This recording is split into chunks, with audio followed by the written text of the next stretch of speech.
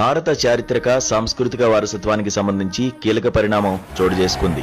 11వ శతాబ్దానికి చెందిన చోళుల కాలం నాటి అమూల్యమైన రాగి ఫలకాలు నెదర్లాండ్స్ నుంచి తిరిగి స్వదేశానికి రానున్నాయి. నెదర్లాండ్స్ లోని ది హేగ్లో నిన్న జరిగిన ప్రత్యేక కార్యక్రమంలో ఈ ఫలకాలను భారత్కు అప్పగించారు.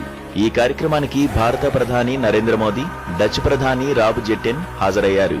ఈ రాగి ఫలకాల సెట్లో 21 పెద్దవి, 3 చిన్న ఫలకాలు ఉన్నాయి.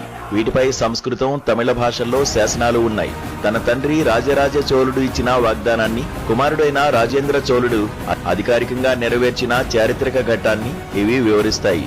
ఈ రాగి ఫలకాలు చోళ చక్రవర్తి రాజరాజ చోళ 1 పాలనా కాలానికి చెందినవి. వీటిని క్రీస్తు శకం 985 నుంచి 1014 మధ్య కాలంలో రూపొందించినట్లు చరిత్రకారులు చెబుతున్నారు. మొత్తం 21 పెద్ద రాగి ఫలకాలు, 3 చిన్న ఫలకాలు కలిపి సుమారు 30 కిలోల బరువుతో ఉంటాయి. నాగపట్టణంలోని ఒక బౌద్ధ మఠానికి చేసిన దానాలను ఈ శాసనాలు నమోదు